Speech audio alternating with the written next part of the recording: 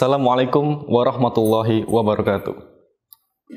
Alhamdulillahil azizil ghafur alladzi ja'alal islam hanifil huda wan nur. Assalatu wassalamu ala asrafil anbiya'i wal mursalin wa ala alihi wa ashabihil ahyari ajmain. Amma ba'du. Segala puji bagi Allah yang telah melimpahkan rahmat dan karunia-Nya sehingga kita masih bisa berjumpa dengan bulan suci Ramadan. Bulan yang dimana kehadirannya dinanti-nanti oleh jutaan umat muslim di dunia ini. Bulan yang dimana di dalamnya membawa pesan damai bagi setiap jiwa-jiwa yang mengharapkan kasih sayang Rabb-Nya. Tak lupa salawat serta salam kita haturkan kepada baginda Nabi besar kita, junjungan kita, uswatun hasanah kita, Nabiullah Muhammad sallallahu alaihi wasallam yang telah membawa risalah Islam, yang telah membawa kita dari zaman kegelapan hingga zaman terang benderang seperti saat ini. Pemirsa MBS TV dimanapun Anda berada, pada kesempatan kali ini saya akan membawakan kultum dengan mengangkat tema rukun Islam yang kedua, yaitu sholat. Apa sih sholat itu dan kenapa kita harus melaksanakannya sebagai umat muslim? Sholat merupakan amalan yang paling utama dan amalan yang paling dicintai oleh Allah. Salat secara bahasa berarti ad-du'a'u bil khair, atau yang artinya doa kebaikan. Secara istilah, salat berarti segala perkataan atau perbuatan yang dibuka dengan takbiratul ihram dan ditutup dengan salam dengan memenuhi syarat tertentu. Salat terbagi menjadi dua macam. Pertama, sholat wajib, dan yang kedua, sholat sunnah. Sholat wajib merupakan sholat yang wajib kita lakukan, seperti sholat subuh 2 rakaat, sholat duhur 4 rakaat, sholat asar 4 rakaat, sholat maghrib 3 rakaat, dan sholat isya 4 rakaat. Sholat sunnah meliputi sholat sunnah rawatib 2 rakaat setelah sholat qobliyah, sholat ba'diyah, sholat duha, sholat tahajud, dan masih panjang lainnya. Rasulullah SAW bersabda, Bunyal Islamu ala khamsin, syahadati alla ilaha illallah, wa anna Muhammad Rasulullah, wa iqamis shalah, wa ita'iz zakah, wa hajjal bait, wa shaum Ramadan. Islam dibangun atas 5 perkara. Bersaksi bahwa tidak ada Tuhan yang berhak disembah kecuali Allah, dan bahwa Muhammad adalah utusan Allah. Menunaikan sholat, menunaikan zakat, melaksanakan haji ke Baitullah, dan berpuasa Ramadan. Hadis riwayat Bukhari Muslim. Pemirsa MBS TV yang dirahmati Allah, sholat merupakan kewajiban yang wajib ditunaikan oleh umat muslim. Adapun hikmah disyariatkannya sholat. Yang pertama, sholat merupakan amalan yang pertama kali dihisab ketika hari kiamat. Aduh, gimana tuh penjelasannya? Jadi, sholat jadi tolak ukur bagi amalan setiap muslim. Karena apabila sholatnya baik, pastilah amal dan perbuatannya itu baik. Dan apabila sholatnya rusak, pastilah amal perbuatannya ikut rusak. Maka dari itu, sholat menjadi amalan yang paling utama dan amalan yang pertama kali hisab ketika nanti hari kiamat. Yang kedua, sholat merupakan tiang agama. Diibaratkan Islam sebuah bangunan, maka tiangnya adalah sholat, pondasinya adalah sholat. Bagaimana bangunan bisa kokoh bila tidak ada pondasi yang kuat? Bagaimana sebuah atap bila tidak disangga dengan tiang yang kuat?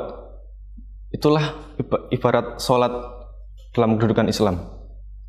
Lalu, hikmah yang selanjutnya adalah sholat merupakan syariat terakhir yang diangkat oleh Allah di bumi. Ketika nanti di akhir zaman sudah tidak ada lagi orang mukmin, orang Islam yang tersisa. Maksud saya, orang yang beriman secara utuh. Sholat menjadi syariat terakhir yang diangkat oleh Allah, karena sudah tidak ada lagi amalan-amalan yang bisa diangkat. Lalu hikmah yang keempat adalah sholat sebagai bentuk rasa syukur dan ketaatan kita sebagai umat muslim kepada Allah. Dengan sholat kita menghamba kepada Allah. Kita sebagai hamba dari Sang Pencipta, sudi kiranya kita menghadap kepada Allah untuk meminta doa, meminta ampunan, meminta ridhonya. Lalu hikmah yang terakhir adalah sholat dapat menghapus dosa. Sebagaimana sholat merupakan kewajiban, maka tentunya ada hak yang kita dapatkan, yaitu dosa yang dihapuskan. Pemirsa MBS TV yang dirahmati Allah, sholat merupakan kewajiban bagi setiap umat muslim. Dan kapan sih sholat itu diwajibkan? Sholat itu diwajibkan ketika Rasulullah masih tinggal di Mekah. Ketika itu bertepatan dengan 1,5 tahun sebelum beliau hijrah ke Madinah. Bertepatan dengan malam Isra Mi'raj. Apa sih malam Isra Mi'raj itu? Adalah perjalanan spiritual Rasulullah SAW, perjalanan dari Masjidil Haram ke Masjidil Aqsa, lalu dari Masjidil Aqsa ke Sidratul Muntaha atau langit ke-7. Singkat cerita, ketika itu Rasulullah SAW diperintahkan untuk melaksanakan 50 kali sholat dalam sehari. Lalu ketika beliau turun ke langit ke-6, beliau bertemu kepada Nabi Musa alaihissalam. Ya Muhammad, apa yang telah Tuhanmu perintahkan kepada engkau?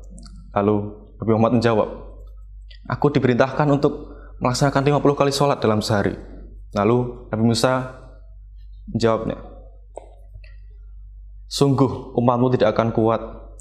Mintalah keringanan kepada Tuhanmu, kembalilah. Lalu Rasulullah SAW kembali ke langit ke-7 menghadap Allah dan minta keringanan. Lalu turun kembali ke langit 6. Lalu bertemu kembali dengan Nabi Musa. Lalu bertanya kembali, apa yang diperintahkan oleh Tuhanmu? Lalu Nabi Muhammad menjawab, aku diperintahkan untuk melaksanakan 40 kali sholat. Jadi berkurang 10 rakaat. Berkurang menjadi 10 waktu hingga 40 kali dalam sehari.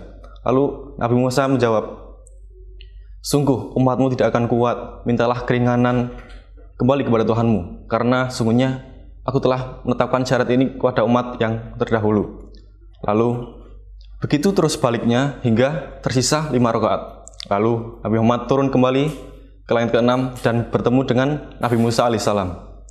Lalu Nabi Musa bertanya kembali, seperti apa yang beliau tanyakan tadi, dan Nabi Musa tetap menyuruh Nabi Muhammad untuk meminta keringanan kepada Allah Subhanahu wa Ta'ala.